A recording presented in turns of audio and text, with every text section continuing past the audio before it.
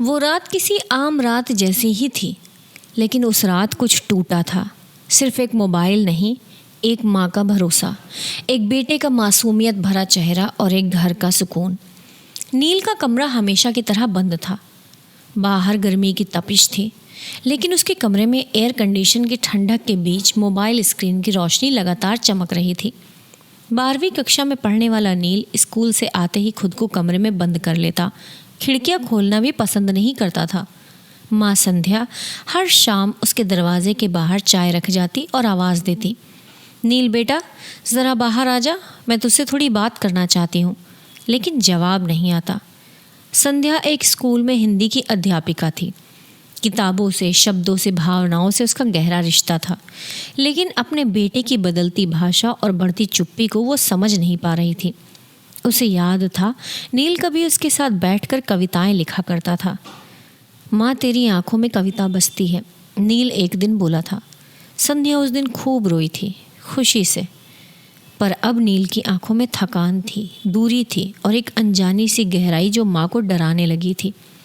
उस रात संध्या ने नील का कमरा खटखटाया। बेटा खाना ठंडा हो रहा है। अंदर से हल्की आवाज़ आई, खा लिया माँ, तू सो जा। लेकिन उसे यकीन था नील कुछ छुपा रहा है। पिछले कुछ हफ्तों से उसका व्यवहार बेहद अलग हो गया था। ना स्कूल की पढ़ाई में मन, ना दोस्तों से मेल जोल, बस मोबाइल मोबाइल और मोबाइल। नील के पिता रजत एक प्राइवेट बैंक में काम करते थे। देर रात घर लौटते थके हुए, चुपचाप। संध्या कई बार कहती, नील को समझाओ, मैं डर रही हूँ उसकी हालत से। लेकिन रजत का जवाब होता, सब ठीक हो जाएगा, आजकल सब बच्चे ऐसे ही होते हैं। पर उस रात सब ठीक नहीं था। रात के 2 बजे संध्या की नींद अचानक खुल गई। घर में एक अजीब सी खामोशी थी। वो उठी और धीरे से नील के कमरे की ओर गई। दरवाज़ा थोड़ा खुला हुआ था।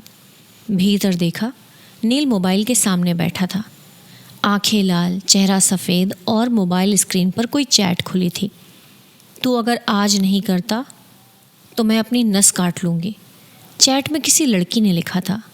नील टाइप कर रहा था, मैं कर दूँगा, बस तू रो मत। संध्या का दिल धड़क उठा। उसने धीरे से अंदर कदम रखा। नील चौंक कर मोबाइल छिपाने लगा, लेकिन देर हो चुकी थी। संध्या ने फ़ोन झपट लिया। स्क्रीन पर खुले चैट में आत्महत्या की धमकी, अपशब्द और अश्लील बातें थीं। नील ये क्या है? उसकी आवाज़ कांप रही थी। माँ तुम नहीं समझोगी तो समझाओ ना बेटा, समझाओ मुझे वो दर्द जो तुम इतने समय से अकेले सह रहे हो। नील की आंखें भर आईं। मैं बहुत अकेला हूँ माँ, इस दुनिया में मुझे कोई नहीं समझता। स्कूल में सब मेरा मजाक उड़ाते हैं। वो लड़की ही थी जो मुझे समझती थी। हम दोनों ही एक दूसरे के सहारे थे। संध्या ने अपने बेटे के कंधे पर हाथ रखा। पर बेटा, प्यार या समझदारी किसी को जान से मारने की बात तो नहीं सिखाती। नील फूट फूट कर रोने लगा। माँ मैं डर गया था। वो कहती थी कि अगर मैं उससे बात करना बंद कर दूँ तो वो खुद को नुकसान पहुँचा लेगी। संध्या ने नील का सिर अपनी गोद में रख लिया। नील तू बच्चा है। प्यार, दर्द, अकेलापन ये सब ठीक है, पर इन सब का हल चैट या धमकी नहीं है।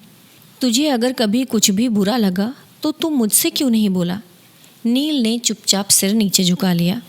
तभी अचानक संध्या ने मोबाइल उठाया और ज़मीन पर पटक दिया। फ़ोन टूट गया। नील ने घबरा कर पूछा, माँ ये क्या किया? संध्या की आंखें गीली थीं, लेकिन आवाज़ दृढ़। ये मोबाइल नहीं टूटा बेटा, ये वो जंजीर टूटी है जो तुझे जकड़े हुए थी। अब तेरा डर, तेरा अकेलापन, तेरा गुस्सा सब बाहर निकलेगा। मैं हूं ना तेरे साथ। उस रात पहली बार नील ने अपने दिल की सारी बातें संध्या से की। कैसे स्कूल में लड़के उसका मजाक उड़ाते थे क्योंकि वो कविताएं लिखता था। कैसे सोशल मीडिया पर एक लड़की से उसकी दोस्ती हुई और कैसे वो लड़की उसका इमोशनल कंट्रोल ले चुकी थी। माँ ने सब सुना, बिना टोके, बिना जज किए। फिर उन्होंने नील को धीरे धीरे काउंसलिंग दिलवाई।